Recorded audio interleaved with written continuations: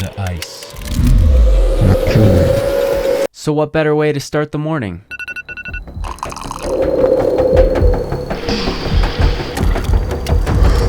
I tried Wim Hof's morning routine for 7 days.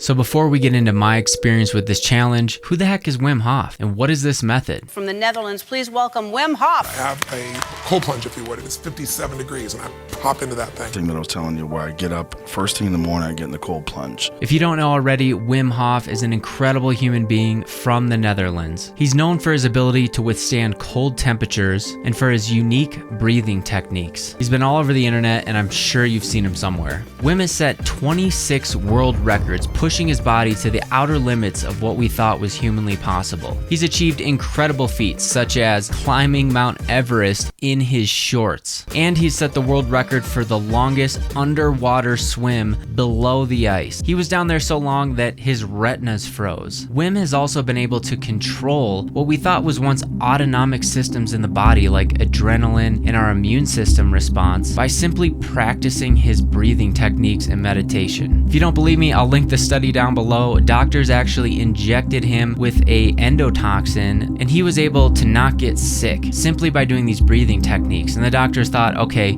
you're an anomaly, you're a superhuman. But no, Wim taught 15 other people to do the breathing techniques as well, and when the doctors injected those people, they also didn't get sick and were able to fight off this virus. So Wim really drives home the question, what are we really capable of? Is there an untapped potential just waiting below the surface? Is this all just waiting for us in the cold?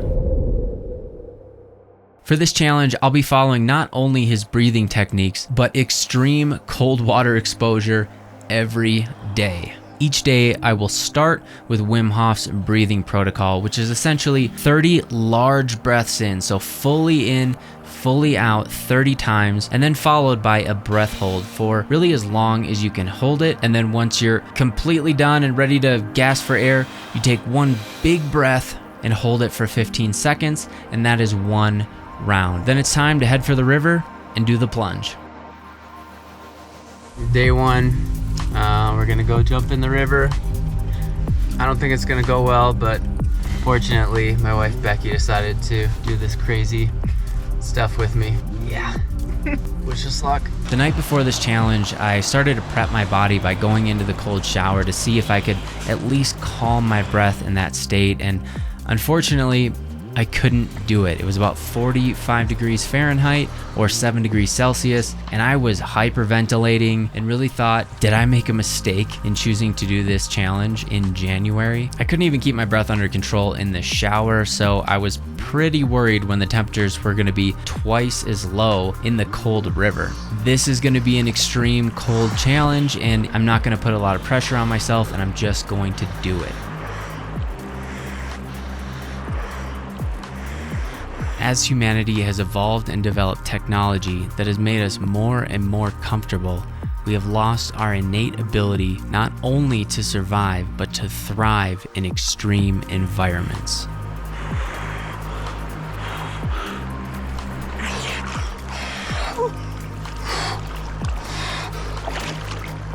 So day one went about as expected. All right, I'm proud of us. You too. We knew it would be pretty brutal. I'm gonna check the actual temperature now. Water, 29 degrees Fahrenheit. Oh, that is cold. All right, quick thoughts on the first dive. The only thing I was surprised by is that I didn't have that big, gasp reflex. Yeah, for day one, I'm happy that we were able to do this and grateful that you did this with me. Yeah, I like doing it together. Day one, done. Day two, I really had to push myself. I was pretty tired, sleep deprived, and getting into that ice cold water was the last thing I wanted to do.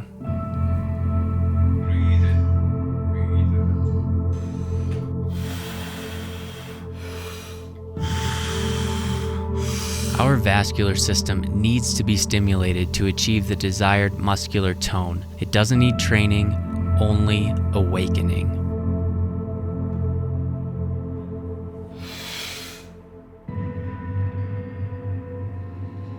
Alright, day 2. Hopefully this will kind of re-energize me and wake me up. I kind of feel that chill like you get when you don't sleep well too. So I'm nervous about going in the cold water, but I know that it'll make me feel good after. Yeah, we got the sauna warming up back at the house, Yeah, so. that helps. Alright, day 2, water temperature 27. It's even colder.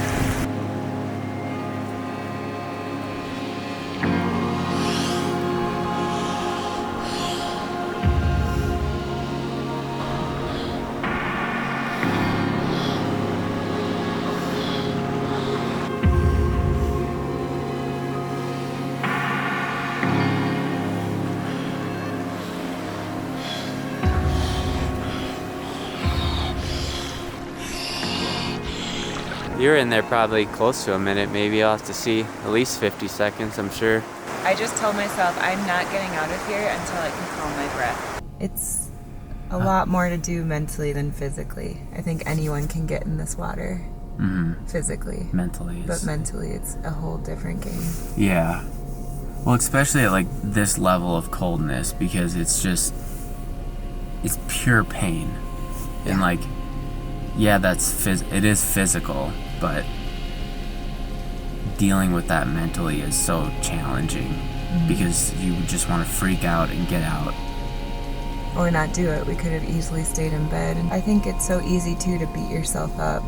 You just did such an extreme thing that most people just don't push themselves to do.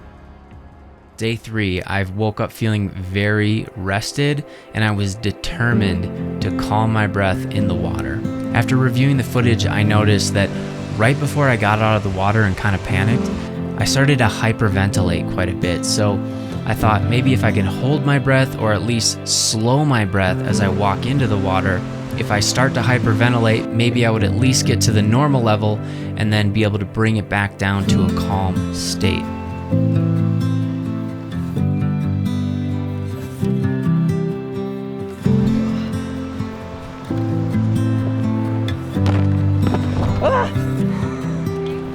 Shit.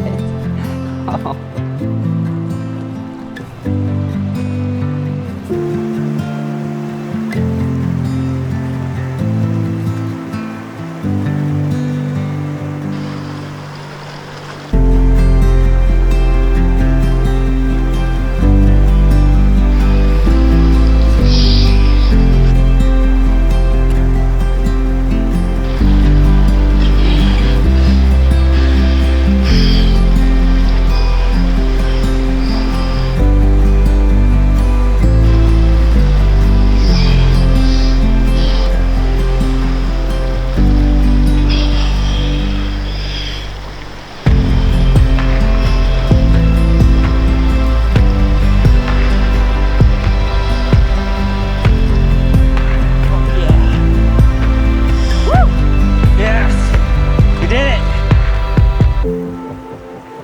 That was a pretty cool breakthrough.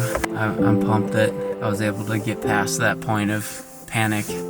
I felt this calmness come through, and I think I like looked over at you and I was like, yes, like we did it. Like, so that was super exciting. Yeah, it was cool to be next to you and to like know that you were feeling that. Day 4, my goal was just to hit that level of calmness and simply get out. I wasn't trying to set any records. I just wanted to get in there, calm my breath, stay still, and leave the water.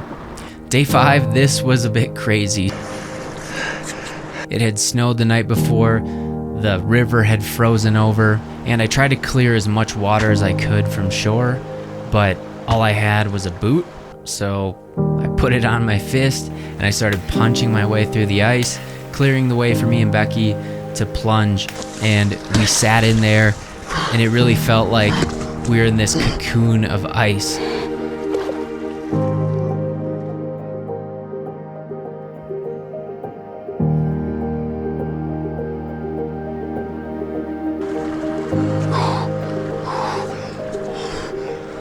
What happens inside your body when you shift the temperature from warm to cold is that all the little muscles in your vascular system begin to awaken. And this repetitive process establishes the vascular muscle tone that with repeated exposure, develops into its optimal condition. So day 6, this time I learned my lesson and I wasn't going to use the boot again, and we brought the axe, and that was really helpful to break up the ice.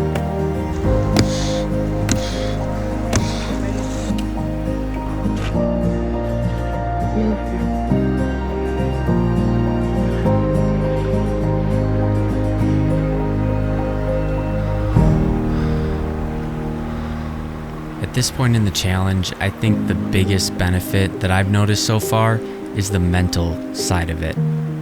Studies have shown that simple ice baths like this can drive dopamine levels up to 250% above baseline. And that's something that consistently stays with you all day long. And I'm certainly feeling it at this point. Day 7 was pretty fun.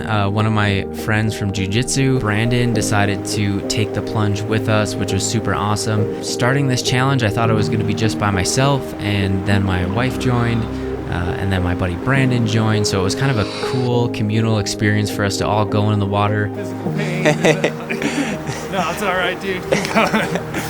My goal was a minute, but I was in for a minute, so you guys were in for, 15, 20 seconds longer if we worked in. Hell yeah. How'd the first one feel? Pretty good? Pretty solid. Hell yeah. Pretty solid. How do you feel, Becky? Good. So the challenge is over. 7 days. Why am I still doing this? Well, this past week, I've had more energy. My mood has been better. I've just been more positive throughout the entire day.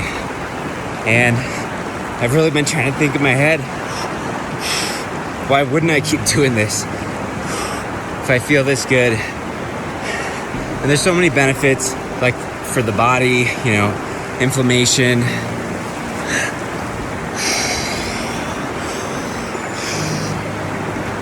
Setting off adrenaline, noradrenaline in your body.